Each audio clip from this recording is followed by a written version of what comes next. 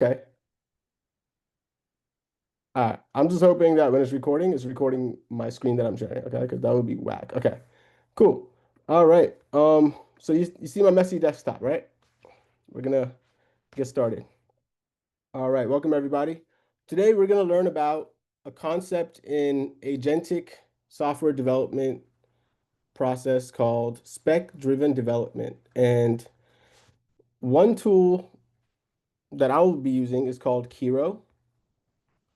And there are other tools as well. So I don't want you to feel stuck with any one option. I want you to try it all for yourselves and see which one works for you. At the end of the day, this is not about, uh, you know, this is not about any one tool or technology. It's about the concept. And you'll also see GitHub VS Code with GitHub integrating this new process as well, spec-driven development. Uh, there's also there's several, yeah, spec kit.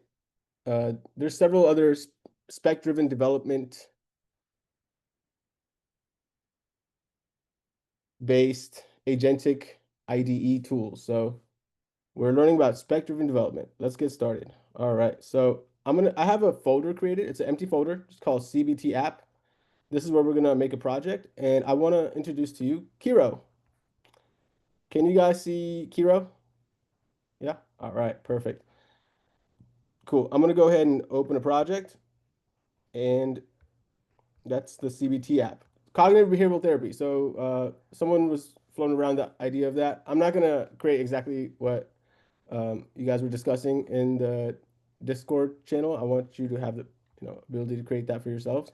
But I like the idea of therapy and in app form and for mental health. And mental health is important to me. And I know uh, it does wonders for your energy when you feel good mentally and energetically. So it brings out the best in you. So let's build an app that will help us enable that. So I have just all I did was just open up Kiro and open up a folder. And there's two modes, vibe and spec. And vibe mode is something what we've been accustomed to with vibe coding, right? Where you're just prompting the AI back and forth and then you're building an app. But the problem with vibe mode is sometimes the app doesn't have exactly all the specifications. Get specifications, spec. It doesn't have all the specifications and the um, very accurate technical language that an LLM would benefit from when implementing your instructions because you're just prompting it back and forth in your own way of talking to the LLM. And that's vibe. But spec is when you have a solid idea in mind, then you can go ahead and tell it about that idea, and it's going to generate some extensive detailed requirement documents in such a way that it's testable and measurable and something very objective so that LLMs are less likely to make mistakes and more likely to build exactly what you want. But there's no one way that's the best all the time. There's a combination. Sometimes you want to vibe it out, sometimes you want to spec it out. Okay, so when we're first exploring an idea, and this idea that we're doing is we're exploring the idea of cognitive behavioral therapy, and I have some MCP servers enabled, but I do want to give you a warning about it. If you're, if you have too many MCP servers enabled at one time, it can use up credits or your token, it can create an extra cost for you per, prompt. And a lot of these services, they do have free tier limits, right? Microsoft, Microsoft GitHub Copilot here, Kiro, or Codex, Claude, right? They all have free tier service, but you want to get the best out of that free tier service and then minimize the amount of money you actually spend beyond that, right? So I'm actually going to get rid of some of the MCP servers that I do not need connected right now. So I'm just going to disable. And I will send you guys the code for the MCP servers, but I'll disable a lot of these. But this is Kiro, one product of several others out there that helps developers build with spec-driven development.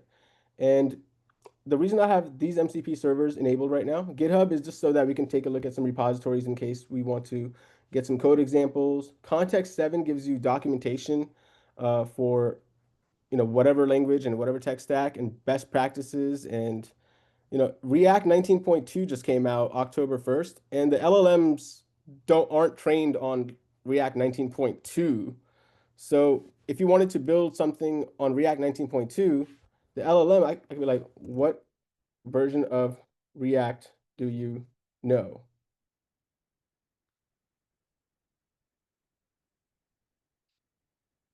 And it would say probably like React 18 or just 19, but it won't say 19.2. And if it does, then well, I'll be darned. Okay, yeah, December 2024, right? So the React 19.0, which was released December 2024, that's all it knows. But what if I wanted to do React 19.2? It does not know about it. So Context 7 is an MCP server, and I'll show you some examples of the ones that I have, right? This is so all I had to do was click on this edit icon. Much easier to configure here with Kiro than it was in QCLI. And I will send you the code for my MCP servers so that you can also set up whatever I have. And of course, the video is recorded. But it has some tools. Uh, Resolve library ID and get library docs for recent documentation on React 19.2 or whatever, any tech stack really. So the Context 7 is great. Chrome DevTools, we're going to talk about that. But remember when you were doing React, you'd go on the browser, right click, open the developer console, and then like you'd inspect element to debug and all that. Well, now you can use AI to do that for you by just prompting it. Be like, hey, why is my front end like looking all messed up? I can't see the user's details or something.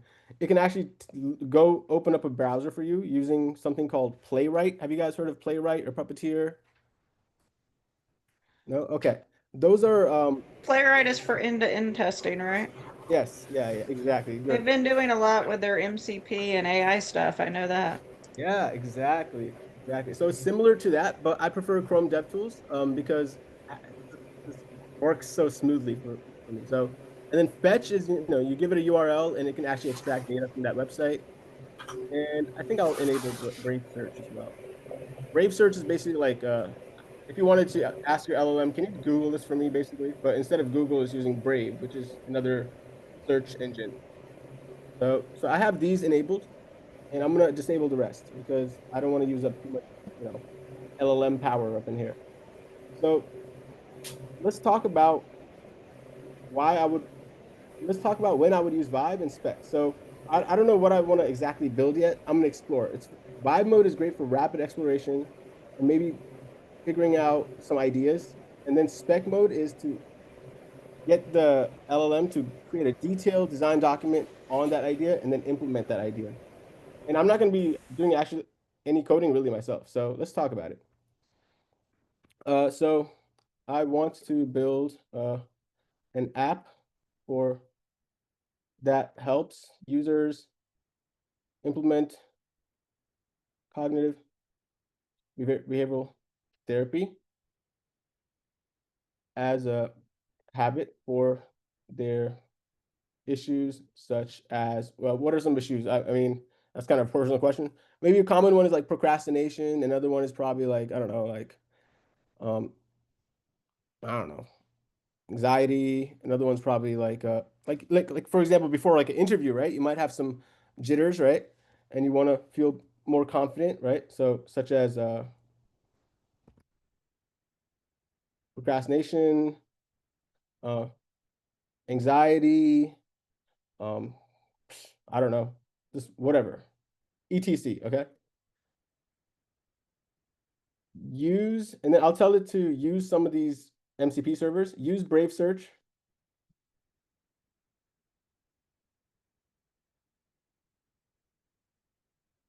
Possible features.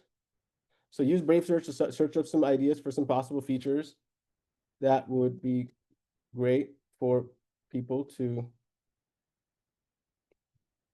implement CBT. Gamify it. Gamify it so it's engaging for users. And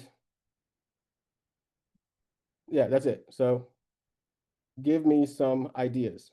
Okay, so let's just explore some ideas. Road rage. Road rage is something that we can fix with cognitive behavioral therapy. Hyper focus. Okay, yeah. So how can we, yeah, exactly. I like that one, Brian, because it's like we're not just talking about issues, we're talking about how we can, did it fail to, I exceeded my rate limit for Brave Search MCP. That's okay. It can use some other things. Like it already knows about a cognitive behavioral therapy because it's an LLM, so that's fine. So, but the Brave search MCP, you can get the token for it, and you're limited to a certain number of searches per month. I already exceeded that, so that's my bad. But as you can see here, yeah. So it actually the first MCP tool call actually worked. This one, right? I would trust some of these websites. PubMed, that's pretty popular, right? So I'll go with the research that it's going with. And based on that research from all these websites that it looked at, Sean, that's great. Great to hear. And I didn't know it was already 15 minutes in. That's crazy. Okay. So yeah, okay. So mood tracking, behavioral activation, okay. Gamification elements, okay. Perfect. Now, when we build an app, do we really want to build all of this at once, or do we want to make a minimum viable product that will at least give us one thing that works effectively for us? So it could be useful, right? Let's create the MVP. So, okay,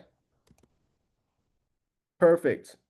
So now let me talk about one way. Now that it has some ideas here already, I wanted to remember these ideas as we're building this app. Um, and anytime you want the LLM agent to, when it's building out the app, to consider some other things alongside, its thought process, adding more information to its context as it's building. In Kiro, that's called a steering file. So think of a steering file as just a file that kind of guides the LLM towards what you want, so it doesn't have to guess.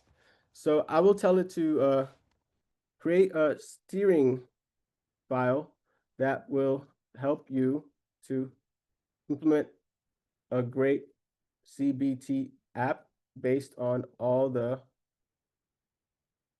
info you found.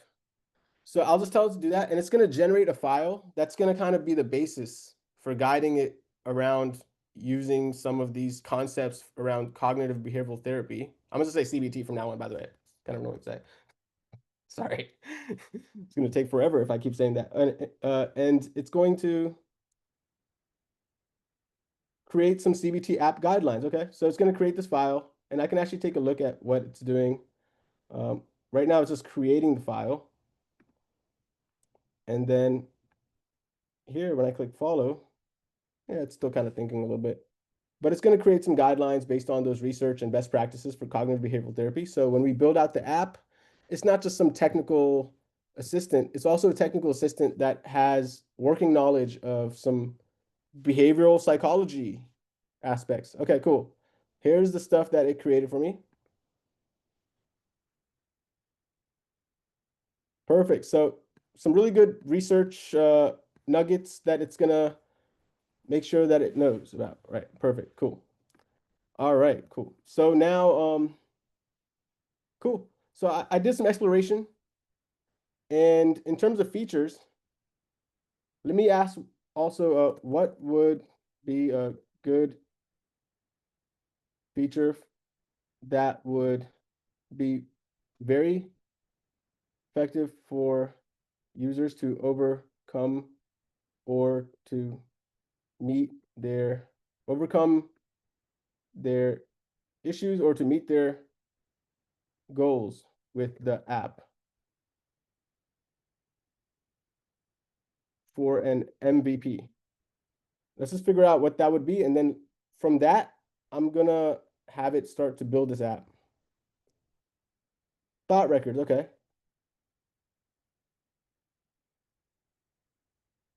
Okay, so for this MVP feature set, Trigger capture. What happened? Okay, so when you get triggered by something, right? Whether it's road rage, right? Or maybe a lack of focus could be a trigger, or nervousness before an interview could be a trigger, right? That would be a trigger. Thought identification, what went through your mind, right? Okay. And then it's gonna allow users to do this and then reframe. Okay, cool. Gamification layer, insight points. Okay, perfect. Okay. So I'm not gonna read through all this because that's gonna take forever, but that's gonna be our MVP. And emergency button for immediate assistance. Yeah, I like that too. But for now, maybe that could be like the next feature after MVP. Okay, we'll just go with this for now. Some of these mood tracking, activity scheduling, and then journaling with the triggers and some reframing of the triggers. Okay, perfect. Cool. So I don't know why I said cool on to the LM, but that's okay. So I want to know what I want a React front end. So what kind of React components would apply here? You'll see what I'm doing with this is that I'm just exploring out more things and more details, getting more details before I start building this app.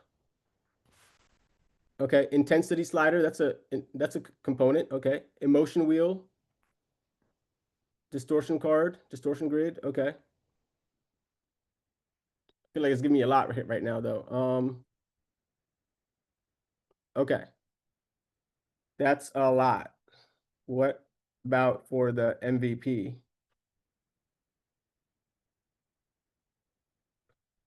Okay, cool. Yeah, 10 to 12 is less apparently. Actually, that's not that many components. Okay, cool. Emotion slider, distortion picker. Okay, cool. All right, awesome. Great. Now I want to get some coding examples because we see some React now you see how we're getting a little bit more technical now. Um, we started thinking just literally about cognitive behavioral therapy, which is non-technical, and then we talked about MVP, a little bit more technical, some features, right? And then from the MVP, we talked about our tech stack, a part of our tech stack, React on the front end, what kind of components. Now we got a little bit more technical, and now with this information,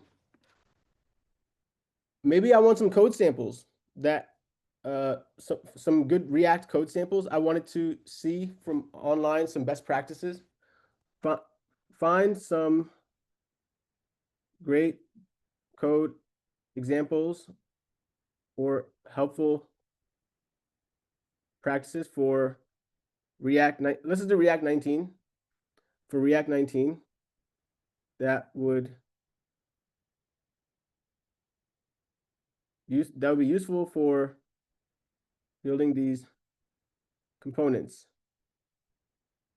Use context 7. So this is what I have to tell it.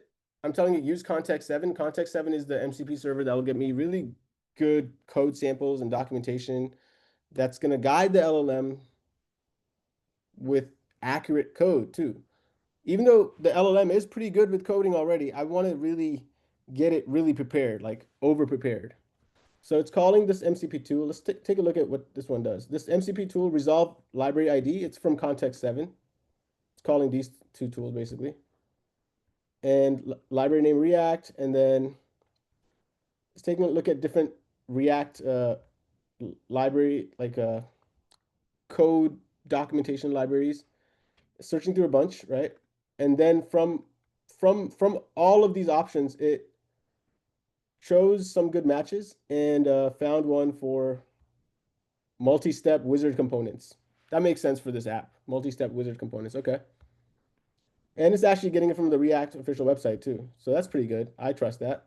And here's some code samples. Cool. Okay. And then so now it has some kind of like good coding examples that it can also think about implementing. Okay. Perfect. Custom hooks for reusable logic. Don't store what you don't store what you can calculate. Okay, yeah, perfect. So to save the app from too much, back and forth, you can just calculate it using math, some information. Okay, perfect. Now I want to create another steering file based on some of these best practices. Okay. Generate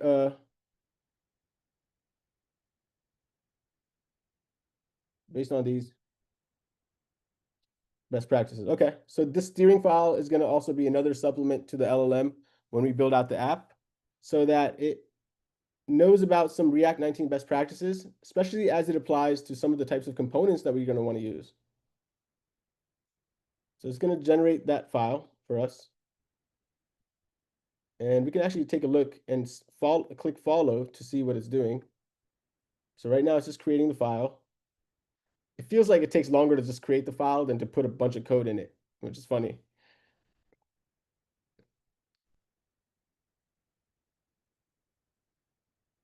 All right, so it's going to go ahead and create that for us, and we will see what that looks like in just a little bit.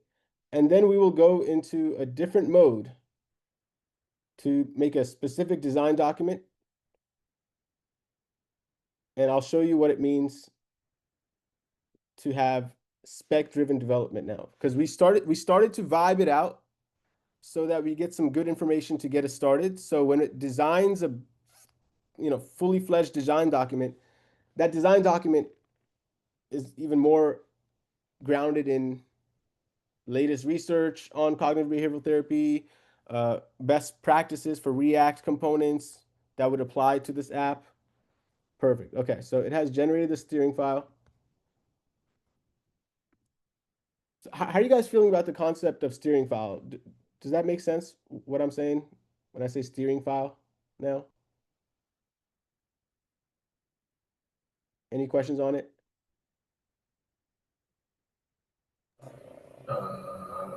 Was that like the steering file you had for the blog that you did in the video? Well, Was it product underscore design dot md? I think. yeah, it's kind of like a guidance to the LLM. So imagine like every time you send a prompt, it's gonna also include information from here, like and inclusion, right? I don't have to say always. I could also tell it to only include this file when it's working on React components, or only include this when it's thinking about the logic for the design, right? I could do it that way. But anytime I send a prompt, it's gonna send the prompt and then also give it like the information from these steering files so that when I'm prompting it saying, hey, build me this component, it also knows kind of like where I'm trying to get at. It has more context. It has more details about what my vision is. So I don't Right, have to right. remind it about what I'm trying to build all the time. So it kind of remembers things because LLMs aren't very good with memory. All right, cool. Okay. So I created a steering file. So now we have some stuff to get us started. I'm gonna click on this plus button in the chat. That's gonna give me a new session. So each new session actually creates a new context window for us. So now you don't like this session probably has, you know, certain percentage of its context window already filled. And remember, LLMs, they get less effective the more of their context window that it's used up. And context window is used up from your prompts and also its responses. And all that information, that's just data. That data, the more that back and forth happens, the more full your context window becomes. And the more full it becomes, the less effective the LLM becomes. So I'm creating a new session here because now I want to actually spec out. I'm going to click on spec mode and I want it to, yeah. So actually, I'm going to take the information from here for the MVP that we had right here.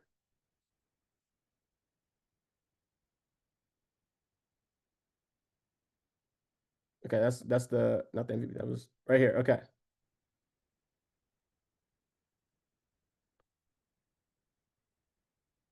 Yeah, right here. So, okay, I'm just gonna copy all this. And I will say in the spec mode, me an app with this MVP using React 19. And I like to use, I really love MongoDB because, by the way, MongoDB also has an MCP server. So you can actually chat about your data in the database, which is really cool. So take a look at that when you get a chance. But I'll say use MongoDB for the database layer and just an Express app. Oh gosh, this would have maybe made Turn things stack, so much less painful for me with what I was trying to do today if I'd been using this. build me an app. This almost looks like mean app, the me with Angular, right? But anyways, here is the MVP idea I had in mind. And I'm going to paste whatever I had from the vibe mode. And now look at what happens here. Do you see how it included these steering documents? So I sent it a prompt and it included these two documents, the information from these two documents, along with the prompt. Now, why is that useful? Well, because these steering documents have all the latest research on cognitive behavioral therapy that we just got from PubMed and NIH and all these other reputable sources for this type of topic. And we have React 19 best practices for some of the components that we want. Okay, cool. So yeah, here it's creating requirements document.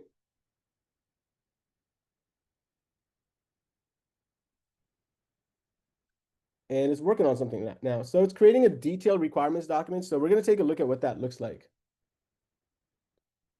Okay.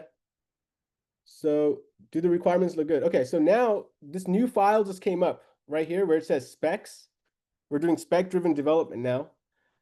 Let's take a look at what the specs look like because it's saying, okay, do the requirements look good? So the requirements document is in the industry, when building out apps or a new feature, teams actually go through this process of building out requirements. And then from the requirements, they build out the design. And from design, they break that design up into small tasks to align with the requirements. And these requirements, let's take a look. This document specifies requirements for a gamified cognitive behavioral therapy application focused on thought records as a core therapeutic tool, right? What stack it's using. The glossary. So it even has a glossary. So it knows kind of like the key words and terminology. So the LLM isn't kind of guessing what we mean by the word or by the term thought record. Wow, this could really transform my work with the startup. I could just like use my Obsidian Vault for my code and like plug the markdown in and because I have all these specs. Yeah. Yeah, you can. And you can actually give it to, your agentic IDE of choice and have it really go through the specs and flesh out all the details that it needs because the way that these specs are written up is in a very technical format so that the LLM doesn't have to guess it, it doesn't have to deal with my slang, it doesn't have to deal with, you know, abstract pieces of information. It is, look at this acceptance criteria. When a user initiates a new thought record, and by the way, I'm going to tell it to move to design phase while we do that. I just click this button. The next phase for the spec generation is the design phase. So it's going to create a document for the design. Cool. Oh, call I the think Brave Search my MCP. only qualm with this sort of thing is I've just been a little nervous to how much I want to turn over to the AI because, like, for example, I'm doing like a lighthouse audit now, and I'm thinking if I just turn that over and said, "Can you help me fix this stuff?" I mean, do I have to like set that out as specs, or how would that work, for example? Great question. So yeah, that's a great question. Yeah, what we're doing right now is we're not fully turning over all the responsibilities to the LLM yet. It's actually generating requirements for us. And in an ideal world, when we actually have enough time, right? Right. This is a quicker workshop, but when you have all day to do this, like when you have a full day to do this, you'll probably actually want to read through this fully and make sure that you agree with this. And if there's anything that you don't agree with, you'll update it right here. And then now you know that the requirements are exactly what you want. So it's going to go off of these requirements after you have edited them. For the purposes of time, let's just say that this is what I want. So I see a hand raise. Yeah, just kind of also a little bit with the previous question, sorry. Have you done this within like a project management system, MCP, like linear or something, where like it creates the issues within? Like, do you create the specs in Kiro or do you create the issues in linear and then the specs? Like, I don't know how those two. Oh, like Jira also, like a Yeah, project. Jira or ClickUp or whatever, or even GitHub issues, like whichever ones have MCP servers Mhm. for, like how you not like double up? Like if you do have issues already outlined in linear, is it Yeah, also creating specs in Kiro for it? that's a great question. So if you already have those issues, right? So I have this GitHub MCP server. Let's just use GitHub as an example, because I don't have the Jira one or the other one, Linear, that you mentioned. I actually haven't heard of Linear. But Jira is a popular one. GitHub issues is pretty popular, right? So you can actually connect it to GitHub MCP, extract the issues from there, and then from those issues, uh, generate specs on an existing app. Right now, we're doing Greenfield. Greenfield means we're creating an app from scratch, right? But let's say it's an existing app with some Yeah. issues in it already. You just open up you clone your repo and then get the GitHub MCP server connected, and then have it look up the issues from that repository on GitHub and import those, and then the task itself might not be to build a whole new app at this point, right? But maybe it's to address those issues. And it can generate a spec for that, because depending on the issue, if the issue is a large enough issue, you're going to want to use spec-driven development, where there's like a well thought out design and approach to resolving that issue. But if it's like a small issue, like I want just, to add an extra input on this form and, fix this one error, then vibe mode would be pretty ideal for that. But you could still leverage the GitHub MCP for the issue. So it's aware of, so you're not really doubling up, but you're integrating with whatever Uh-huh. has those issues, or the project management, like, related tasks that you have in mind. Did that answer your Okay. question? Yeah, yeah, because it like Sean was saying in the comments, like this almost seems like its own project management within itself if you already have the project management system going.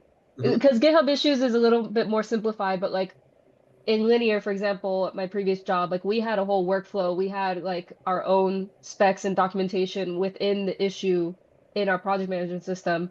But when I would go vibe code, it didn't always get it right. So I Mhm. like this workflow too, but it I see what you're saying, like connecting it instead so it has the context, but it'll like go along with it versus like just kind of duplicating it. Exactly. So based on the context from, your project management system that you have integrated with, in this case, GitHub issues, for example, you can actually create the spec related to one issue to resolve that. And then certain issue can be significant enough for you to generate a whole design document for it. And, companies do that, where like Facebook Marketplace, maybe they want to create Facebook Marketplace on top of Facebook. By the way, I met the guy that made it, by the way, in the React conference. He's a cool guy. And that's a significant enough feature, right, to build on top of an app that would require its own well thought out design document. So the thing I want to highlight about this requirements document is, notice how objective this wording is. When users enter their thought, the front end shall, it almost sounds like the Constitution. This is like the Constitution for the app, basically, okay? The front end shall store the thought value in the thought record state. Are we as humans going to be that specific when we're just vibing? Probably not, right? Unless, like, you're really, really good with your, language and stuff. And like you really have time to type all that. But user stories, it's great, right? You guys remember user stories? So with the user stories, there's acceptance criteria, right? So this is very well thought out. And then you can always update this before you move on to the next step. I already pressed the next button here where it implemented the design doc. So let's take a look at the design doc. So front end, back end database. This is a little bit more technical now. It gets a little bit more technical. talks about what it would look like in terms of the architecture, collections, right? What kind of database tables we're going to have. And guess what? If you don't like what it's generated so far, you can update this before pressing. There was a button here that said move to the next phase of the spec approach, which was to generate the task list, right? Before it generates the task list, you're going to want to verify that this is exactly what you want, or your team is going to want to verify this together.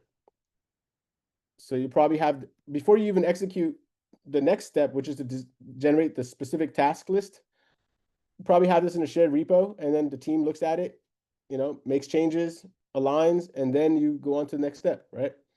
So yeah, checkbox list of common emotions, slider, distortion step. Okay, perfect.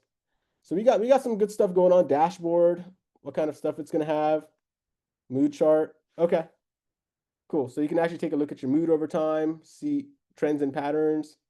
Okay. And this app would probably benefit from AI integration as well, but just for the sake of this work, maybe next workshop we'll build on top of this and add AI features using, some AI APIs, like maybe not open AI because that one's expensive, but there's other ones out there. If you want to do it for free, you could get Llama on your computer running locally, but you're going to have a pretty good computer for that. But look, it even identifies the endpoints, the GET requests, right? So you can really verify the technical design here. And then here there was a button that said like move on to the next task or something. And then now, and I clicked that button and it actually generated this task list. So now it breaks down the problem into small steps. It breaks down this. So from the requirements, it generates the design, and from the design, it breaks it down into small testable steps that have some correlation, like that address, each one of these steps address some of the requirements from the requirement docs. So this step, for example, install backend dependencies, etc., that's meeting some of the requirements 8.2, 8.3, and so on. So it generated this for us. Implement gamification logic. Update users' points in database. So award 10 insight points when thought record is saved. Right? Very, very specific and technical wording. This is going to make sure that the LLM is in line with exactly what you want to do. Now, I see the chat. You guys are seeming pretty excited. Perfect. Okay, so now for these tasks, there are some tasks that, do we want to go fully comprehensive, or do we want to keep, just the MVP and not make all tasks required? Like some tasks are probably around like unit testing and things like that. Just to make things faster, I kind of want to just do a faster MVP. And then any optional task, any task that it sees as optional, that it identifies as optional, we can also tell it, no, that one's not optional. We can also do that, but it's gonna,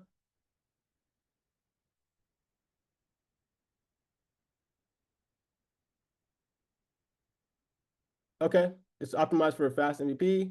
Okay, cool. Now to start executing tasks, we can do that. So now we have this task list with the implementation plan. And you'll see actually some things are optional. Let's take a look to see what it marked as optional. See if we're okay with that. Yeah, reframe components so that you reframe your thoughts, right? A bunch of stuff here. I'm not gonna have time to finish this demo if I read through all of it, but I just want to see what's been marked as optional here.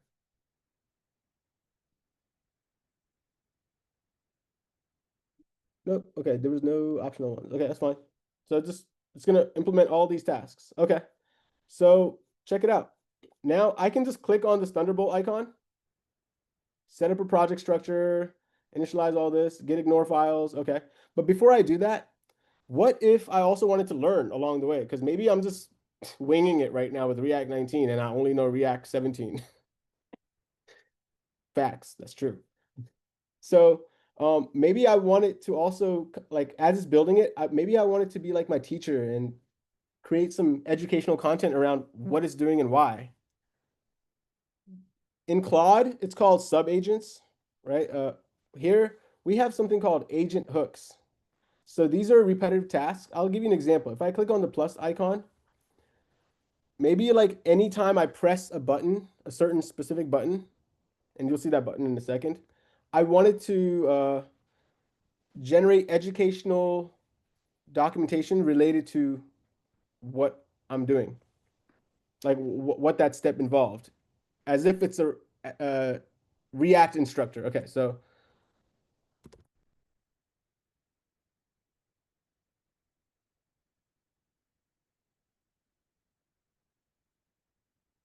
generate educational document on what has been implemented so far in so far and put it in I don't know, in the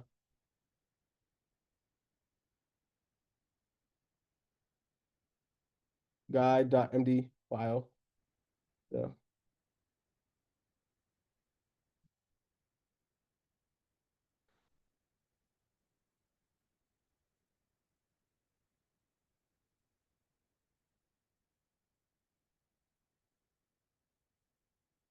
okay, so maybe some educational guide, right? So I wanted to do that. So I'll press enter here. What it's gonna do is it's gonna create another agent for me that as I'm building this app, I can tell that other agent to keep track of what is building so far and to generate this educational guide for me on what it's building so far. And so there's several events that will allow this agent to run.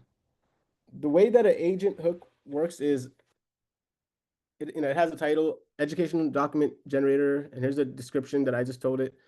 Um, and it just generated some instructions for an AI on what to do to generate the documentation. React concepts used, why, architecture decisions, code examples, best practices, learning path. Okay.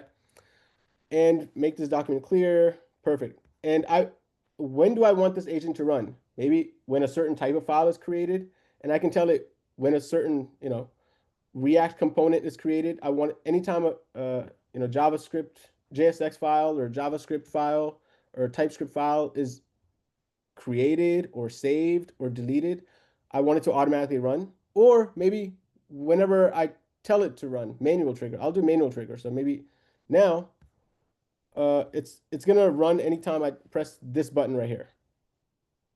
But if I want it to run automatically, these are some other options. And in the future, it's possible that more uh, types of events will come out where you can get the agent to automatically run, not just on file creation or save, but maybe on a Git commit. Anytime you commit to GitHub, or not GitHub, just anytime you just make a Git commit, in your local version control, it will automatically run this educational documentation agent, right? For now, I'll do manual trigger. I see some questions in the chat. Let me take a look at the questions. Yes, you can see how much credits is being used. I'm currently on my work laptop, so I guess I got unlimited credits. But yeah, yeah, it's there. It'll be right here. It'll tell you how much credits was used for that. Maybe next workshop I'll log in through like a personal account instead of my work account, so that we can also keep track of that. I see another question. Do I see something about CQRS in the tasks list? We'll see.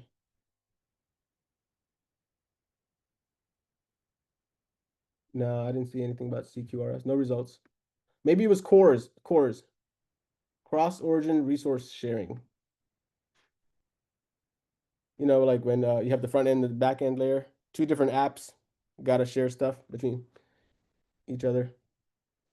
That's what it was talking about.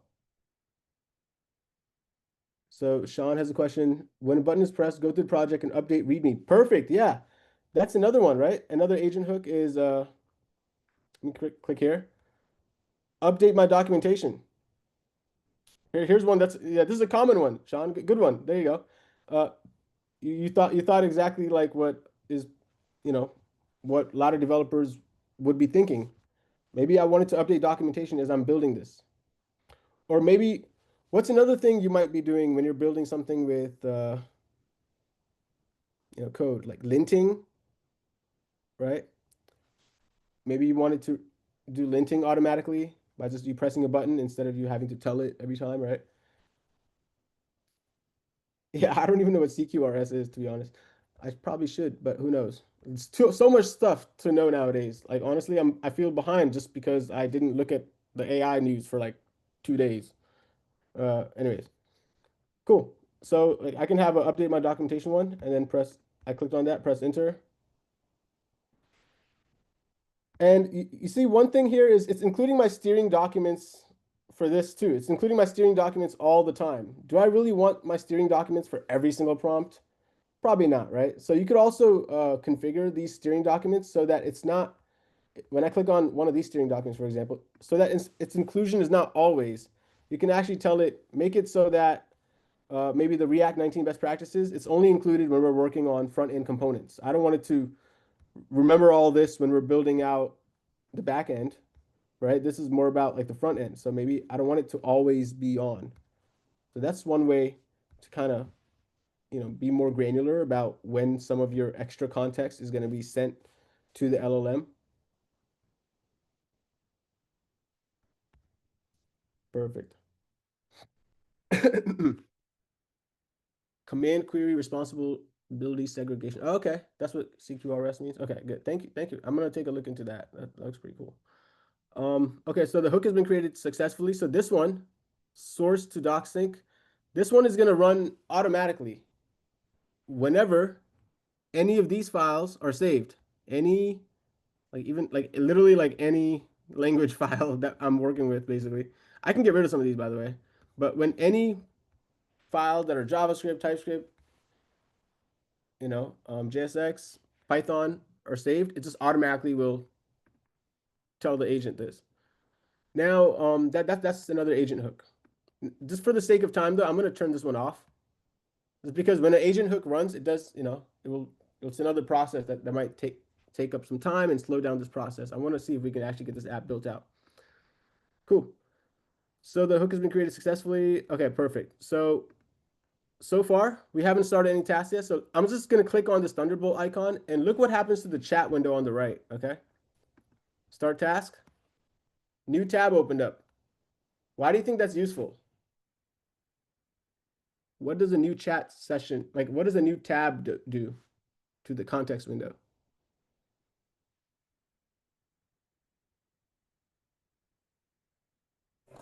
Subcontext? I don't know. Yeah, new context. So it clears out the context from the previous tab. So now it's, now less of its context window is filled up from the previous history of stuff that we just did. And it's focused on this task. Now you might be wondering, wait, I wanted to remember everything that we just did from here and here, right? Would you say that's a fair thought to have? Like, wait, I don't want it to just completely clear out the context window and, just start fresh. We had some good information in all these other tabs. I wanted to remember all the history, right? Well, what's going to keep it aligned with all of the stuff that we have agreed on for this app?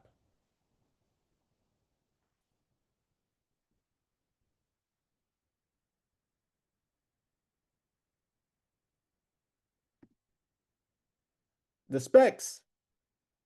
It's all these tasks are based on the specs. So it already has all the information. So you don't have to worry about it.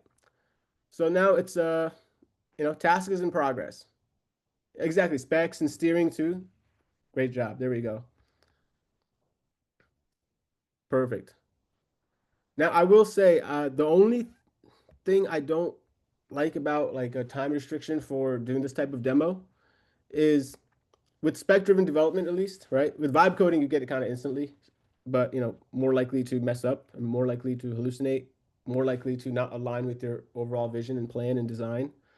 But with spec-driven development, it's so thorough that just like I'll just be going through these tasks and if there's a lot of tasks, this could take a couple hours.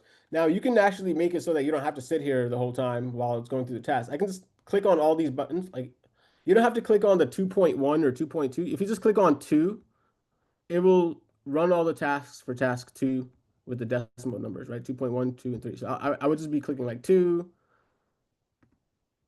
and then it's queued. So now I can click on the task list. Task 1 is current, and then right after it's automatically going to do task 2.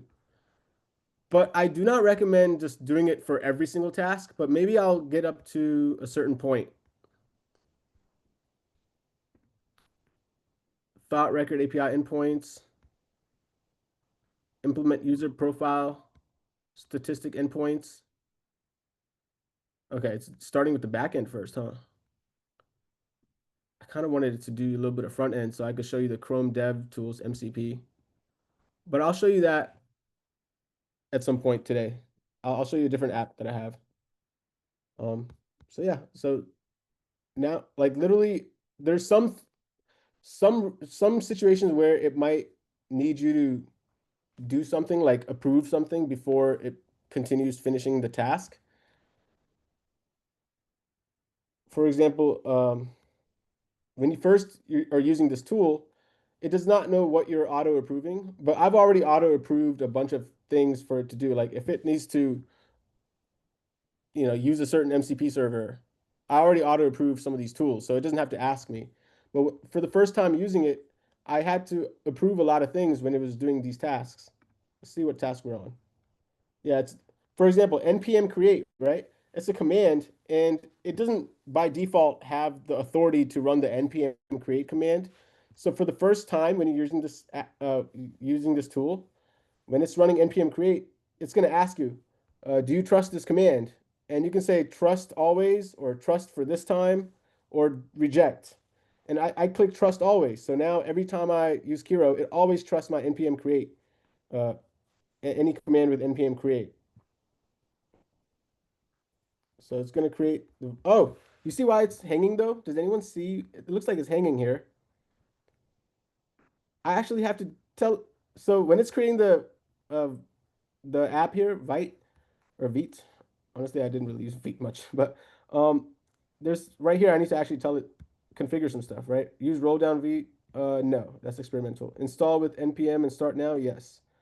Okay. Press enter. So I actually had to like intervene here for the setup here by just pressing enter on some of the options so that I can go ahead and finish this part. And then now this command can finish running. So the command was hanging. And if I had just left to go do some other task or to work on some other work, it would just be hanging there because in the terminal it was waiting for the configuration for this project setup when it was creating a Vite app.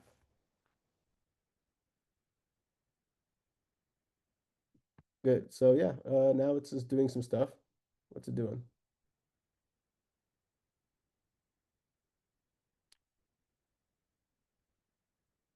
It's just basically setting up task 1. And yeah, there was a day where I just sat here for like 4 hours getting all the tasks completed, or getting the AI to complete all the tasks. And then I checked out the app, and then there was, some mismatches on the front end, or the button was like hidden behind another component, and then when that happens, it's a little bit hard because you're like, wait, the button on this page, you have to describe what's going on, and then the LLM might not know how to fix it. But I can tell it to use the Chrome DevTools, and it'll actually open up a Chrome browser and look at the website, take a screenshot if it needs to actually see what you're seeing, and then you can actually talk about it visually.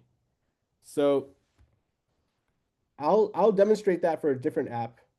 We might have to kind of just let this one, do its tasks, and then I will give you guys an update on what it looks like once I have just completed all the tasks. So here's what I'm going to do. For the purposes of this workshop, to make it more educational, right? So you guys get more out of it. I'm going to show you another app that's already has gotten a bunch of tasks completed where we can see the front end. And we're going to take a look at Chrome DevTools MCP. and how to use it to help you with your front ends whenever you have issues. So let's take a look. So yeah, it's just kind of doing this. I'm gonna press Control C on the server, by the way. It was just running the server. Oh yeah, I had to press Control C. Okay, there we go. Good, okay. I literally had to stop the server from running so that it could continue to the next task. That's why it was hanging. Good to know. Good to know. Good to remember for me, because fool me once, fool me twice. Shame on me. Shame on me again. And shame on, I'm gonna have to use the cognitive behavioral therapy app for shame now. Just kidding. Or maybe not. Who knows? All right, cool. It finished almost task 1, I think. Let's see where we're at. Yeah, it's creating the environment variable templates. Perfect. It's almost done.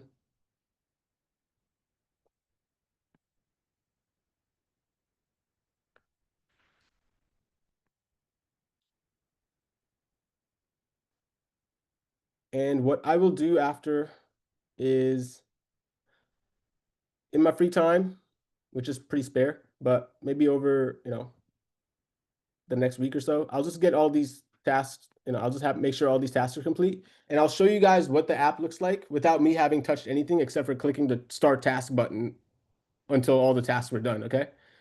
And maybe I'll just record me going through that process. And then we'll see that the app is not going to be exactly perfect, but then we'll talk about how to use vibe mode to flesh out some of these kinks that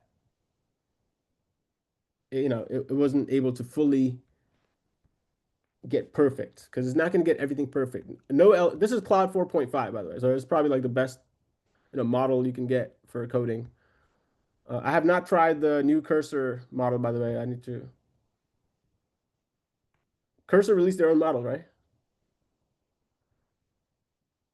Yeah, so that's interesting. I got to check that one out in my personal laptop. So yeah, it's doing some stuff. Okay, it's ready for the next task. So now take a look at the task list. Now it's on task 2. Okay, cool.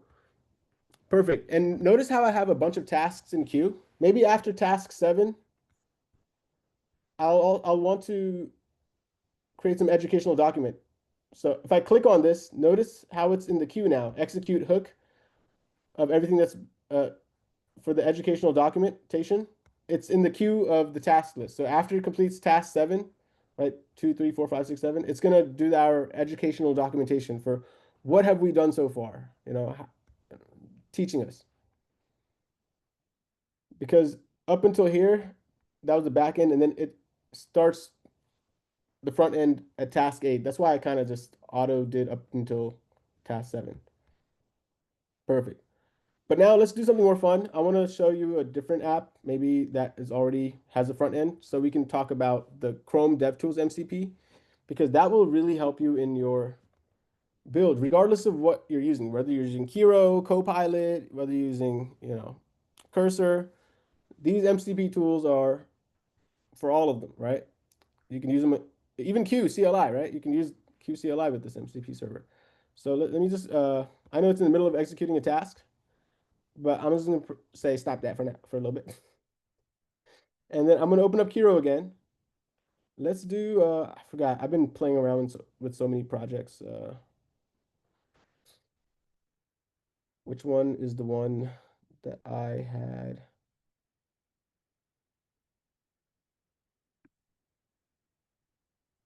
Perfect, okay. All right, cool. One mistake I made when building this one out, this app is supposed to be, have you ever had gone through different to-do list apps or different ways of tracking your task personally and professionally? And none of them had everything that you wanted. Like all of them at least had one thing that you were just kind of if it only had this would be perfect. Or this one, Yeah. right? I think I my wanted to most build that perfect one for one me. has been Obsidian, honestly, but yeah. Nice, yeah. Honestly, Notion was my favorite, but there was still some stuff that I didn't like about it. Yeah. Haven't tried Notion lately. It actually has a lot of AI features, which is pretty cool. But I just wanted to build my own thing just for me that has everything that I need, including finance management and then scheduling, tracking, and calendar. For me, my biggest thing was for my to-do list tasks, I wanted to have subtasks for each task. with due dates. I wanted to also be able to drag and drop a task onto a calendar and allocate time for it so that it's scheduled. That just helps me with my ADHD. So let's take a look at this app. All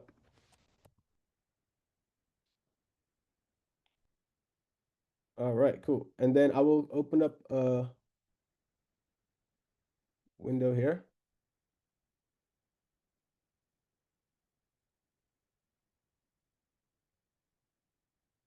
Okay, so this is some, tasks. You can create a task and then it'll, you can either see it in a list view or you can see it in a calendar view. And if it's in a calendar view, here's a task.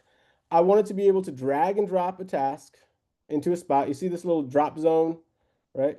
I want it to be able to drag and drop. There's some slight little glitches there, but drop it right there. But it still drops to the right place, so I'm okay with that slight bug. And then maybe I want to be also able to expand it because right now it's defaults to an hour-long task. But maybe this task was like to walk my dog, and that's like 45 minutes, and I wanted to make it, a little bit less. I could do it from here, start and end time, and I could say 9:45 like this, or not 8:45 like this. Or I could give my dog an hour and a half or hour and a half walk. Let's do 9:30, right? I could do that and then click update task. But notice there's some bugs here. So after you go through your full spec tasks, it's gonna look, it's gonna get closer there to it, but there's gonna be some glitches. And I want to show how to use Chrome DevTools MCP to solve that glitch. But so notice how when I updated that task, I think it just disappeared completely, right?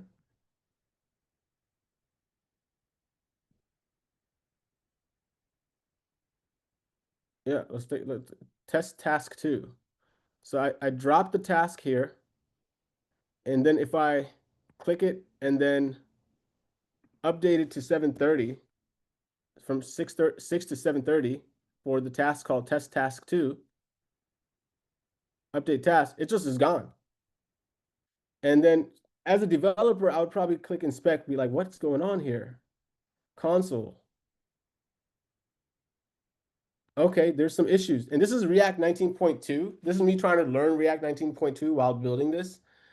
And there's this thing called use optimistic, which is like it's a new feature in React 19.2, where the UI will kind of paint the screen, like the components, in such a way as if the feature worked, just so it is fast. But if the feature has some error, it'll revert back to what the UI looked like before I dragged and dropped, for example. So yeah, so these issues, right? There's some bugs. Well, I can tell it exactly what happened. Maybe in a vibe session, because I'm done specking out in this particular app, right? Let me just close all these, close all. This is distracting. Okay. So when I drag a task from unscheduled tasks to calendar, then I click on the task and update its end time to make the task longer. For example, the task just disappears. Use Chrome DevTools MCP to investigate and resolve this issue. I'm gonna press enter. Look what happens. It's gonna open up a browser by itself. My hands are off the keyboard. Boom. Bye. You can see my hands. Look. Chrome is being controlled by automated test software. So loads that up. Amber has a question. Is it connected to Chrome DevTools automatically, the MCP? Oh, no, I had to configure that. So I'll send you the code for the configuration for the MCP servers that we've been discussing for this workshop. I'll send it to you on the Discord after this workshop ends. Fair? And you just basically it's just copy paste that into your Kiro. But if you're using Claude Code, it's also going to be similar, same syntax. But if it's like Cursor, it might have a different syntax. So Kiro and Claude Code, very similar in terms of syntax for the MCP configuration. So look, it created a task called test unscheduled task. And I kind of want to just make this like this so I can also see what's going on here. Okay. So look at what this MCP server is doing. So navigate page, navigate it to localhost 5173, right? And then I want to get rid of this. Okay.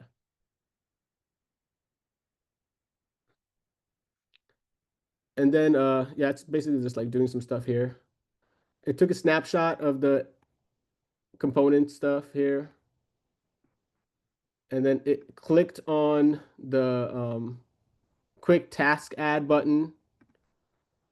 It filled out the form with a task called test unscheduled task. So this task that you saw, test unscheduled task right here, that was not me creating it. That was Kiro with the Chrome Web DevTools MCP. It filled out the form, so it found out, okay, I was able to successfully create a task. And then it clicked somewhere on the element. It took a snapshot, listed the console message. Look, it just opened up the edit task. Now it's on the edit task part to update the time to investigate the issue. You saw that pop up on the left, right? Drag, it's dragging the task, right? Clicking, and so on. Okay. It says, I can see that the task was successfully dragged to the calendar. Now let me click on the task background, because when you click on the task background, it'll open up the modal to edit the task. And then update the end time. And then it did that.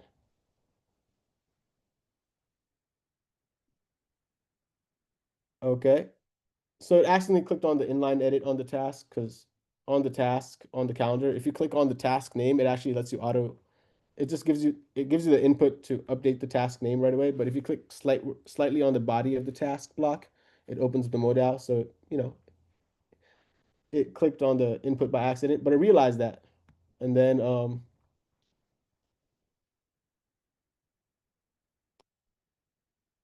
okay. And then it will continue doing stuff. Okay. My change to 9 didn't persist. It seems the value reverted back. Let me check the console for any errors. Okay, found the issue. Does not conform to the required format. Okay, something with the time formatting issue. That was the issue. That's that I found. But I'm a little bit still curious what else is going on. So I'm gonna keep looking. And fun fact, just going through this process, I learned a lot of like how it, debugged, what it found out, and it became an educational process for me where I'm just kind of reading this when it's debugging, and I learned the process a little bit. Okay, something with the time calculations, and then now it's working through the time calculations file, one of the TypeScript files that I have that is related to doing the math behind the time calculations and converting, the UTC and the, standard time, the local time zone.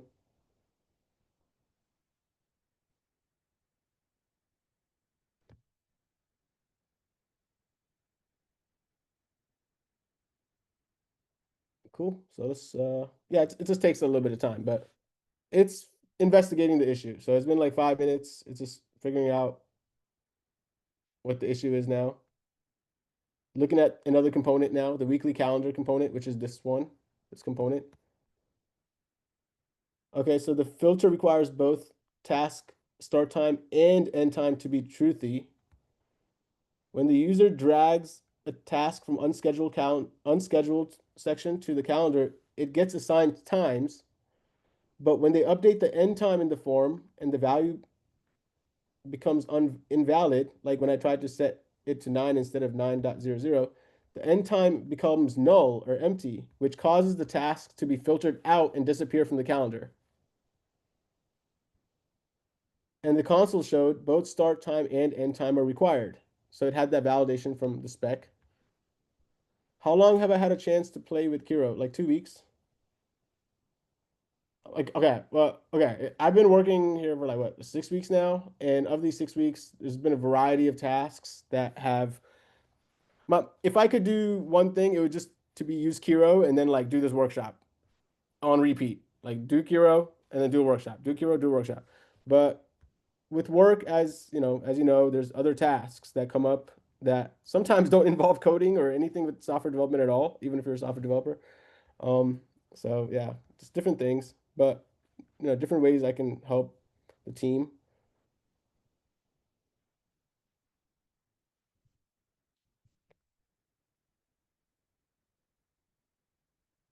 Okay, the test unscheduled task is still there. My code changes have been applied. Let me create a component. Okay, so it fixed it, and I have an agent hook that creates a comprehensive summary after a documentation after it fixes the bug.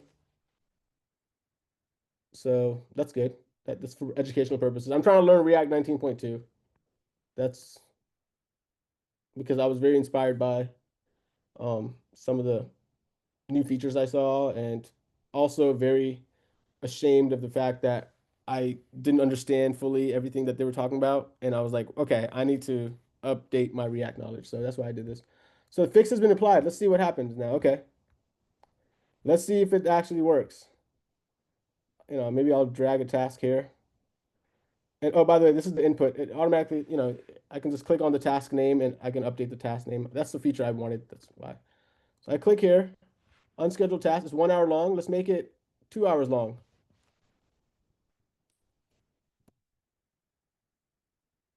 AM. Okay. Huh. It also disappeared. Did I have to fill out? Okay.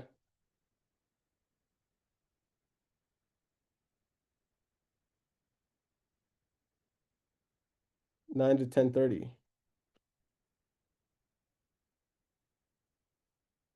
It's still disappearing. It's still disappearing. So let's see what the issue is.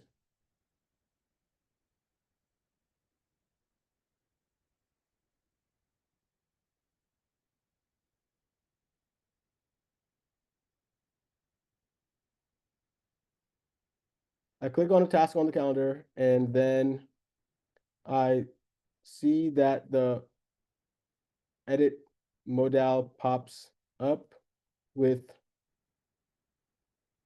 pre-filled info about the task, including the time. And I just update the input for and it disappears. Okay, so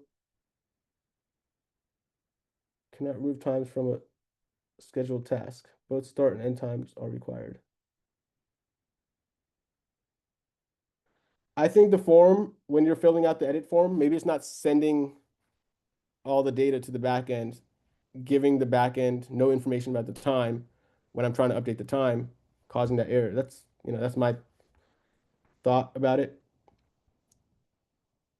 From local storage, we're not using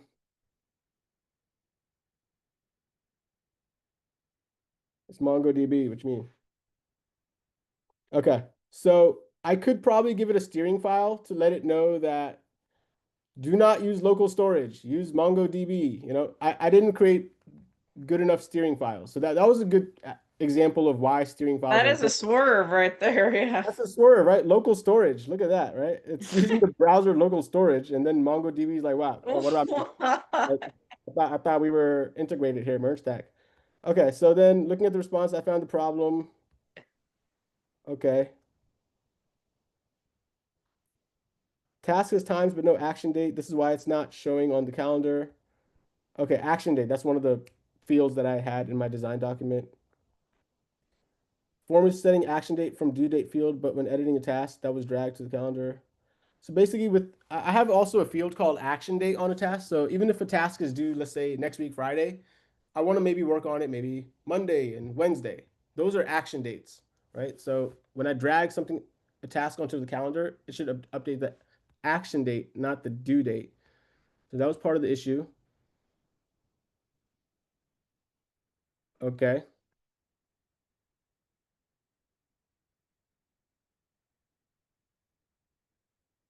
And then it's using the MCP tool for Chrome Dev MCP after it, updated the code to confirm. And then it sees that the tasks that disappeared are showing up again. And then it's dragging the tasks back into the calendar. It opened up the edit task modal, as you can see on the left side. Yeah, it's just gonna update the time here probably. Yeah, you see it's already on the end time. It's trying to update the end time here. It's gonna click and then fill out the form. Change the hour to 9. Okay, it's changing it. Okay, so it's updating the end time here by itself. Look at that. It's like a ghost, huh? It's like ghost riding the whip. Right? Go ghost ride the IDE.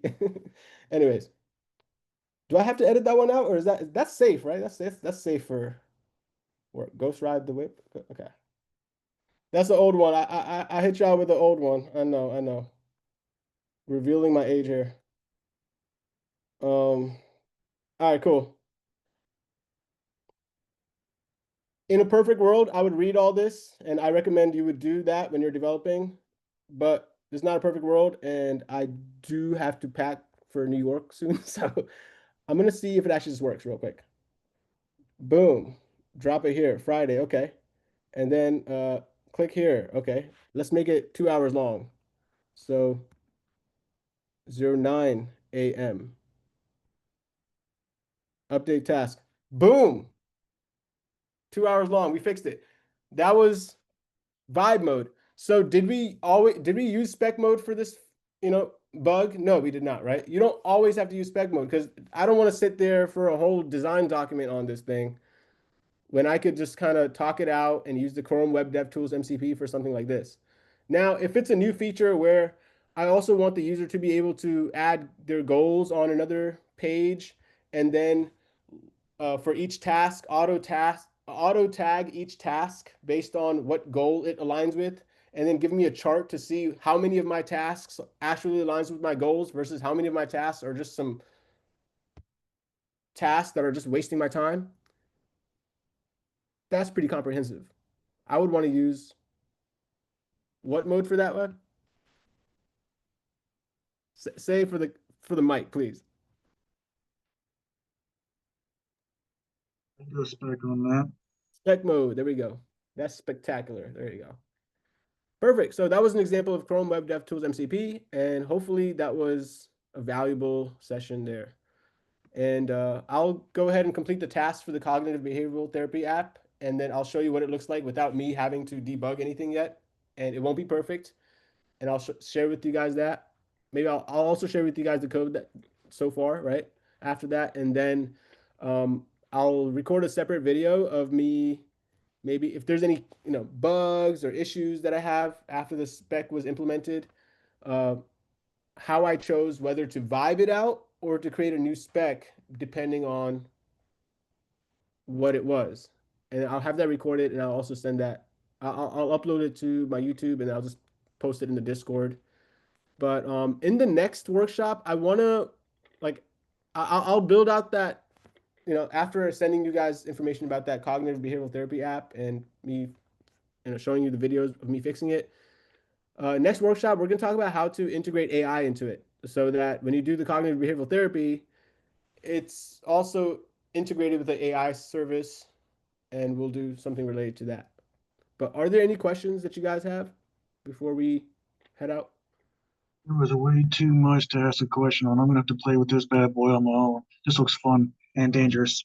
Yeah, I'm excited. I just, I guess I'm gonna have to budget in this tool because it looks like it does have a little bit of a cost, but I think this is the first time I might be tempted to actually do that. For Kiro, for first-time users, you get $500 worth of free credits automatically that you get to, but you have to use it up on the first month because after that, that 500 credit disappears. $500 worth of credit. So Kiro, that's where you can get $500 worth of credit automatically as a first-time user. And also they have a free tier. So every month it replenishes $50 worth of AI agentic fun into your life. Yeah, in And the few minutes I looked this stuff up, I also learned that the credits don't roll over, so it's a user lose situation. yeah, it's user lose. Yeah. So let's say one month you went like, you didn't do any Kiro and you had 50 credits given to you. And the next month you want to use Kiro, that 50 credits from the previous month does not roll over. Where does That is 50 credits go on something like this? $50 worth of AI development, which is pretty good. $50, but like it's like I maybe I'll try it out some before I go get a subscription in that case. If you said it has $500 to start with, because yeah, I mean, I want to see what I could do with the startup because right now I'm architecting a backend with Nest.js, which I haven't worked with before, and with Prisma and Postgres, and I kind of want to try to get this up quickly, and I think spec-driven development definitely might help with that. yeah, yeah. And don't feel like you're married to anyone. I know I am using this tool, right? I'm human to human, just real talk. Like I'm using whatever tools is gonna work best for me. And I'm trying out all the tools as a person in this day and age. And I'm gonna like if I run out of credits in one tool, right? Like let's say I finish doing some stuff with Kiro and I haven't used cursor yet. And I could, I got maybe I have I don't know if cursor has a free tier option, but um and I'm using let's just say it does. And then I'm like, okay, well let me, import my repository, yeah, push it to GitHub, right? And then import your clone, push it to GitHub and then let cursor use that too. And add version control to it. And then, I would be using all the tools, free tiers up every month and just combining them if I wanted to. That's just me being real. That's what I would do.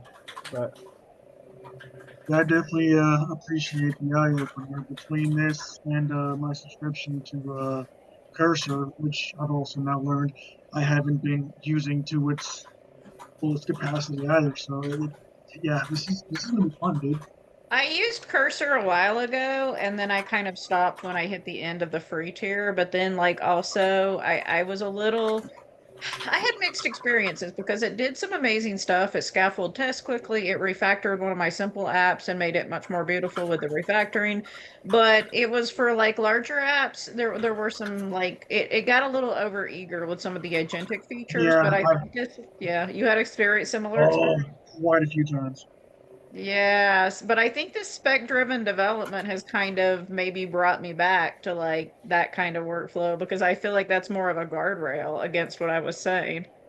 yeah, Yeah, I want to say it was Europe, but somewhere in that boot camp, someone kept saying low code and test, low code and test. I haven't been able to get that out of my head this whole time. I don't like to get ahead of myself, so I had to keep reminding Cursor to chill the hell out so that I could little code test to make sure that the bugs weren't too lofty. exactly. Thank you for bringing that up, Sean, because notice in the previous app, I was kind of being lazy, right? I was just clicking on execute task, execute task. It was a long queue, right? But I did stop before it started the front end. Now, I did that on purpose because after it completed up to that task 7, before it started task 8 was the React part. It started with the React, right? I want to test out what it did so far before it completes the rest of the task because there was like 25 tasks or so, right?